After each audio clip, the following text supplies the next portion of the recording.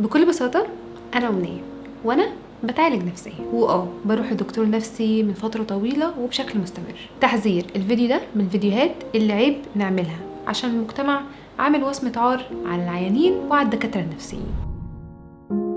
من سنة بالظبط، وبالتحديد بعد ما أجلت دراستي والفترة اللي سافرت فيها وكنت بسافر فيها برا مصر وجوه مصر وأنجح فترات حياتي وأفشلهم، ومن نقطة لنقطة، ولقيتني فجأة أنا مش قادرة أساعد نفسي. وقفت، وده سبب ليا حاجات كتير قوي. وده ليه أنا مش دايما بعمل فيديوهات بشكل مستمر، وبختفي من السوشيال ميديا وبختفي من حياتي عامة.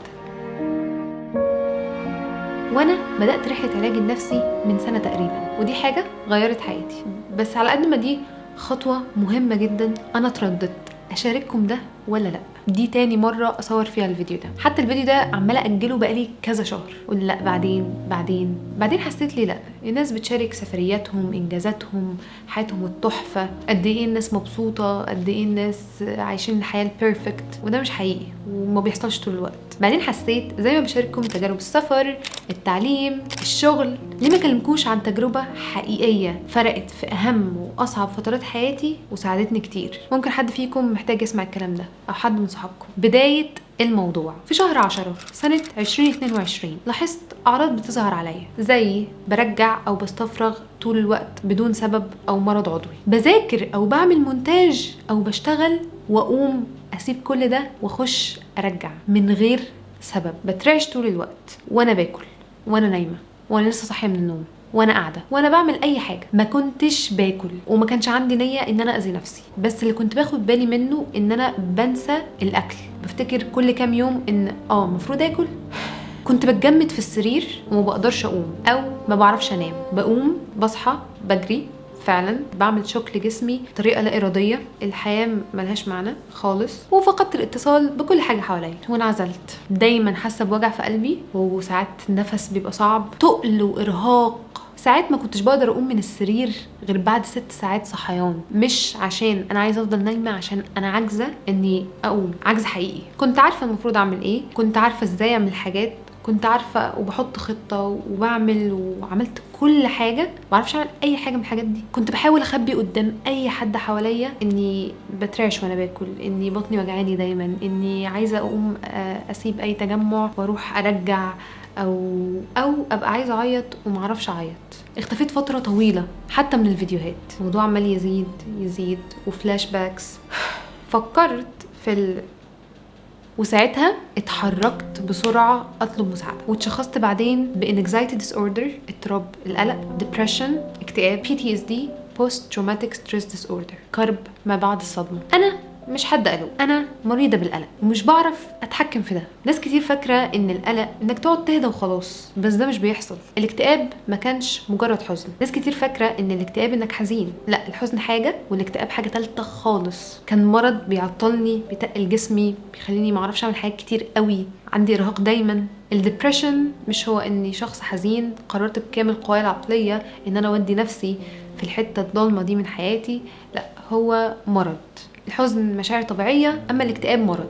PTSD Post Traumatic Stress Disorder هو كرب ما بعد الصدمة. أنا صعب عليا أعمل الفيديو ده بصراحة، بس هشارك عشان أنا عارفة إن في حد ممكن يكون بيعاني والمجتمع بيقلل من معاناته ومش هيطلب المساعدة. قبل ما تكمل الفيديو ده، لو فاكر إن العلاج النفسي أي كلام، أي حاجة مثبتة علميا، ليها دراسات، أدوية، جامعات، تخصص، فهي مش أي كلام. كلامي للناس اللي حياتهم متعطلة، عشان في متلازمة ناس كتير بتقع فيها. شوية زعل، لا، ده ديبريشن. شوية قلق، لا، ده انكزايتي. شوية كسوف في مكان عام، لا، ده سوشيال انكزايتي. مودك اتغير شويه، بايبولر ديس اوردر. ما ينفعش تكبروا المواضيع او تصغروها، ادوا كل حاجه حجمها، ومش اي مصطلح تشوفوه تقولوا لا ده عندي. العلاج النفسي مش معمول عشان انت قعدت امبارح عيطت عشان حسيت بشويه زعل فتروح للعباسيه، ده مش بيحصل. عشان في ناس كتير في السوشيال ميديا بتقول لك روح اتعالج، روح اعمل، وانت ما بتبقاش محتاج ده. الحزن، القلق، الخوف، دي مشاعر طبيعيه عادي جدا. المش طبيعي ان هي تعطل حياتك او تقعد فتره طويله، او لو تعرضت لتروما بدات تظهر على سلوكك وعندك فلاش باكس، وساوس، او عندك افكار، ساعتها بنروح وبنشجع بعض اننا نروح. وصدقوني حياتكم هتتغير بجد والله، عشان العلاج النفسي زي العملية اللي بتاخد وقت طويل وجهد عشان تتعمل. والحاجة الوحيدة اللي ندمان عليها اني ما عملتش كده من بدري. اللي عطلني 3 حاجات. اول حاجة معلومة غلط عن العلاج، تاني حاجة المقارنه. تالت حاجه المجتمع. كنت بقارن نفسي واقلل من مشاكلي. هقول لكم كلام كان نفسي حد يقوله لي، وزي ما المجتمع بيقول ان الدكاتره معمولين للناس المجانين، شفت ايه يعني في حياتك؟ المجتمع والمقارنه عطلوني كتير قوي، على اني كان عندي وعي بالصحه النفسيه، بس بطريقه غير مباشره كنت بتاثر وبقلل من مشاعري ومشاكلي على انها فعلا كانت حاجات كبيره ومحتاجه تتحل، وبدات تاثر على صحتي. بس المجتمع ما بيرحمش، حسسني اني عاجزه لو اتعالجت، وانتي مش قادره تساعدي نفسك عشان كل الناس دي عايشين حياتهم زي الفل وانا اللي فيها مشكله. وبجد جربت كل حاجه، انا جربت كل حاجه، كل اللي اقدر اعمله، ومعرفتش اساعد نفسي. بس هديكم مثال دايما بقوله لنفسي. تخيل ان ايدك اتكسرت وحد تاني عنده جلطه، وانتوا الاثنين رحتوا الطوارئ. هل الدكتور اللي في الطوارئ هيقول لك انت شفت ايه في حياتك اللي ايدك اتكسرت، او امشي ما تجيش عندنا الطوارئ، او مش هنعالجك عشان انت ايدك مكسوره، لازم يكون عندك سرطان، لازم يكون عندك مرض خطير عشان نعالجك؟ لا، ده ما بيحصلش. الاثنين بيوجعوا، الاثنين مشاكل، والاثنين ليهم علاج. ده بالظبط اللي بيحصل في صحتكم النفسيه. بس برضو المجتمع مش بيرحم، انك هش نفسيا، شخص ضعيف، ما عندكش ايمان. طلبك للعلاج النفسي هو الايمان بعينه. الايمان ان ربنا بيسبب الاسباب عشان تكون في حال احسن. مفيش تعارض خالص انك تدعي، تصلي، تقرا قران، تلعب رياضه، وتتعالج نفسيا، وتعمل دول كلهم مع بعض. لو جالك جلطه هتقعد في البيت تصلي يا رب اشفيني من الجلطه، ولا تموت؟ بالظبط. ليه مش بنتعامل مع المشاكل النفسيه بنفس اهميه الامراض العضويه؟ الاثنين قريبين من بعض قوي. وعلى فكره الايمان بيساعد، بس لو جيناتك السبب في اضطراب معين، او كيمياء مخك، او حاجات عدى عليها وقت طويل وما اتعالجتش، بنقول كل الاسباب اللي في الدنيا الا ان احنا نروح نتعالج. وهو عيان هتلاقوا الناس بيقولوا لكم ده محسود، ده مسحور. ليه بجد؟ ما بناخد الدواء وبندعي، بنروح نعمل عمليه وبنصلي، بنتعالج نفسيا وبندعي ربنا ان احنا نتعافى عادي. انا نفسي حد يقول لي فين التعارض.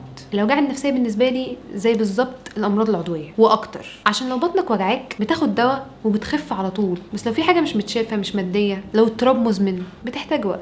انا بالنسبه لي الامراض العضويه اسهل بكتير، عشان كنت بروح المستشفى، كنت بحط محاليل، كنت بتعالج، وكنت بنزل اركب العجله وعادي بتنطط، مفيش حاجه في حياتي كانت بتتعطل. بس الالم النفسي غير خالص. مرض، اضطراب. في رحله علاجي اتعلمت اني ابطل اتعلم الحاجات اللي خدتها من المجتمع. اي حاجه اتعلمتها عن نفسي بطلتها عشان كلها غلط. زي مثلا انك لما هتحب نفسك هتبقى شخص اناني، او انك لازم تكون قاسي بتجلد نفسك عشان تشتغل وتذاكر وتحقق كل حاجه في الدنيا. الوقت اللي بتديه لنفسك تضييع وقت. بطلت الحرب دي، وبدات نسخه جديده مني تتولد. وسمعك اللي بتقول انا مش محتاج دكتور، انا دكتور نفسي. وعلى فكره ده حقيقي، مش كل الناس محتاجه دكاتره. الجمله دي بجد مستفزه. زي واحد مثلا رجله مكسوره وحد قدامه بيجري وبيقول له الله الجري حلو قوي، انت ما بتجريش ليه؟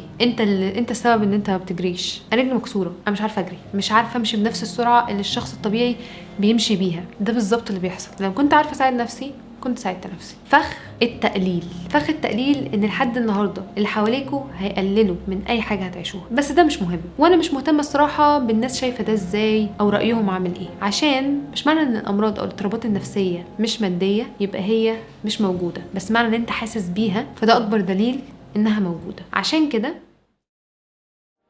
رسالتي من الفيديو ده، المشاكل النفسية والأمراض النفسية حقيقية، مهما قلل منها المجتمع، مهما قلل منها اللي حواليك، حتى لو عيلتك. كفاية قوي وصمة العار اللي معمولة على الدكاترة النفسيين ومرضاهم. وافتكر ان ما ينفعش حد يلومك في تعويرة مش في ايده. ما ينفعش حد يجي يقولك لازم توجعك او ما توجعكش، او حتى توجعك قد ايه. طالما التعويرة في ايدك انت، بتاعتك انت، كبيرة صغيرة، بتنزف، خفت، هيفضل الاثر فيك. انت بس هتعالجه عشان خاطر نفسك، وعشان دي مسؤوليتك.